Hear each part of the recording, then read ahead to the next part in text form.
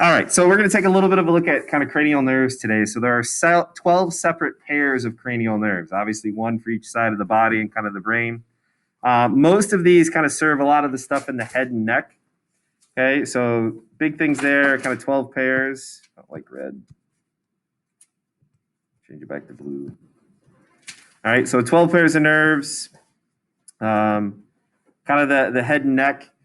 This is one of the things, like if we think we've got a kid with a concussion specifically in sports, that's one of the first assessments we normally do is kind of a cranial nerve assessment.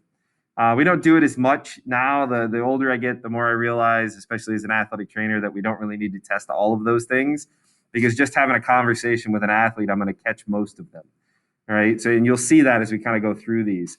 They're a little bit, they're kind of ordered from the numbered in order. They go from the front of the brain to the back of the brain. And then they are what we call mixed nerves. Okay. So they do both sensory as well as motor, but there are three of them that specifically only do sensory. All right. And we'll kind of take a little bit of a look at those. Okay.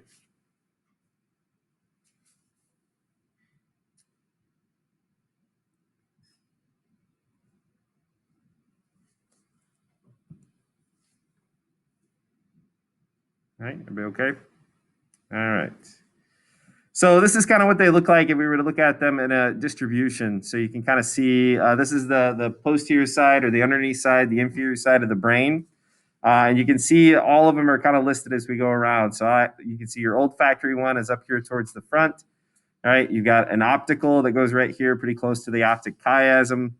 And then you've got three of them that are kind of associated with the eye. So you've got ocular, motor, trochlear, and then one called abducens.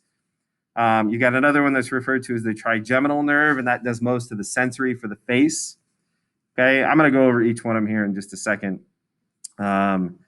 You've got facial ones that also do a lot of the motor movement for the muscles of the face. You got a cochlear, which is referred to as vestibular cochlear. That's obviously hearing in the ear. All right, and then you've got a couple other ones: vagus, glossopharyngeal, hypoglossal, and accessory. So we'll take a little bit of a look at these. Okay. So we'll kind of look at about five of them at a time. So there is a kind of mnemonic that you can use to kind of remember them. But like most mnemonics in the medical field, they are not school appropriate. Okay. So you can look several of them up.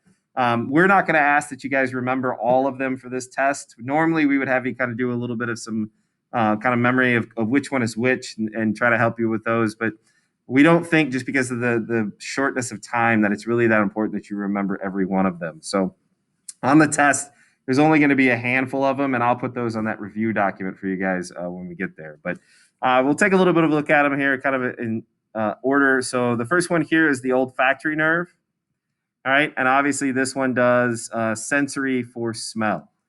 Okay, so if I was testing that for an athlete on the sidelines, we used to have these ammonia packets that we would break and have the kids smell and see if they could smell it. They're not real great to kind of smell.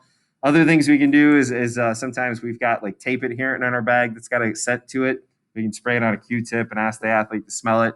But again, if they've got an issue with a cranial nerve, like they can't smell something, we've got other problems. So now that's one of the last ones I'll take a look at. So if we think we've got some other things going on, that's one of them we'll take a look at. The second one we have here is the optic nerve. All right, so this one obviously does sensory for vision. All right, so one of the easiest ways to test that one is just ask an athlete if they can read something. All right, normally if the scoreboard's close or there's a banner on the field or inside the gym, we'll just ask them real quickly, hey, can you read that? What does that say for me? The third one here is what's referred to as oculomotor.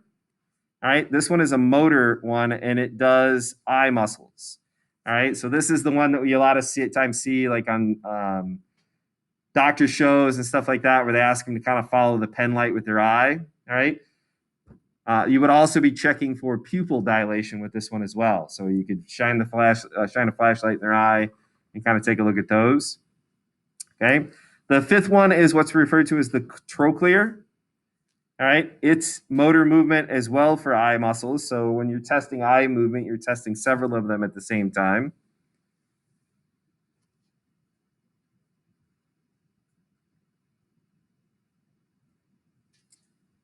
Okay. Next set here we have the first one is what's referred to as the trigeminal nerve. All right, this one is a sensory for the face, but it also is this is another one of those that is mixed. So it also does motor and does chewing. Okay, so sometimes we'll test this one by having the athlete close their eyes, and we'll just either take a Q-tip or our finger and kind of swipe down the side of their cheek. Can they feel that? What side do you feel that on? And then the other thing sometimes for this one for chewing, we just ask them to smile.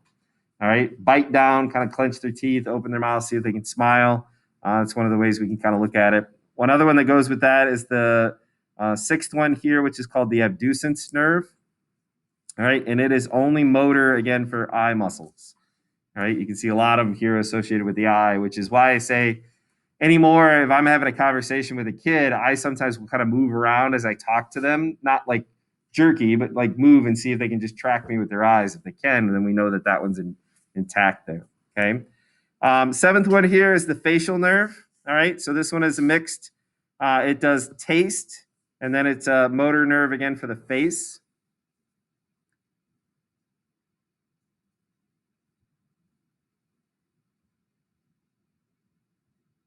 Okay. And then the last one we have here on this one is the vestibular cochlear. This is a balance one, as well as hearing.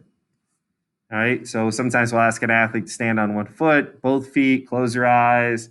And then the hearing portion of that will just usually snap on either side of their head. Can you hear that? Which side of your head do you hear that on?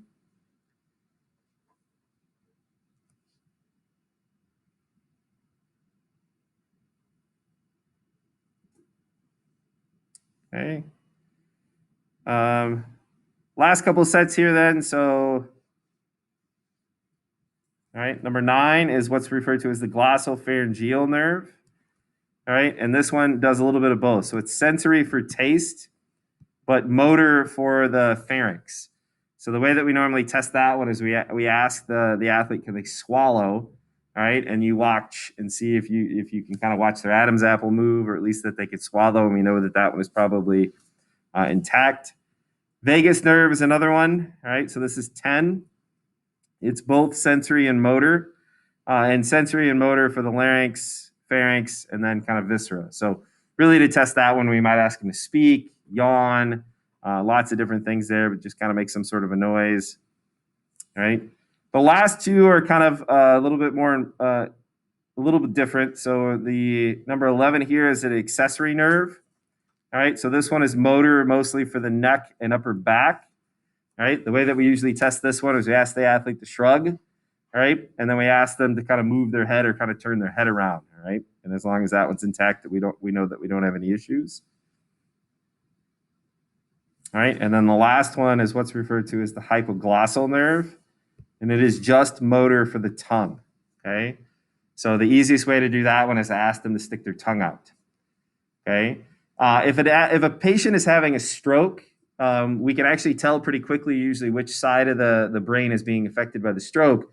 If you ask them to stick their tongue out, it usually will deviate to one side or the other depending on which side the stroke is on. All right, so it usually deviates away from the stroke. So if they're having a stroke on the left side of their brain, the tongue, when they stick it out, will deviate to the right. All right, and then we know that they probably have had some sort of a stroke because they're unable to kind of control that nerve.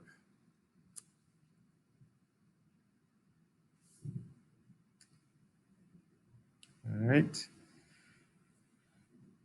This just shows you again kind of a little bit of an area where all those are at, and then they're highlighting them over here. You can see a blue or red is sensory or motor, and you can see there's some of them that are mixed. Okay, like I said, we're not going to expect that you know all of those. We're probably going to pull a couple of the major ones to kind of out for that, and then you can kind of make sure you label those. Another way, and obviously not real important for this assessment, but this is a little bit of a diagram sometimes they use to kind of show where all of those are at. So they use the nerves to draw a face. All right, you can see 1 is olfactory, so that's by the nose. 2 and 3 are muscles of the eye, right, or coordination and vision. All right. 4, again, is kind of muscles of the face and nose. All right. 5 is a facial nerve, right? 6, again, we're looking at kind of coordination and muscles of the face. 7 is the entire kind of face. That's the trigeminal nerve. All right. 8 is then your hearing. You can see 9, 10, 11. 11 is an accessory, and then 12 is your tongue, right? So 9 and 10 are sensory for kind of taste and chewing, all right? 11 is an accessory muscle for the muscles of the shoulder and neck, right? And 12 is kind of sticking the head out. So I give you guys this because sometimes that does help, right? Specifically, if you kind of remember where those numbers are at on the face. But it's not one of those that you really kind of need. But again, I give it to you guys in case you feel like that's going to help. Okay.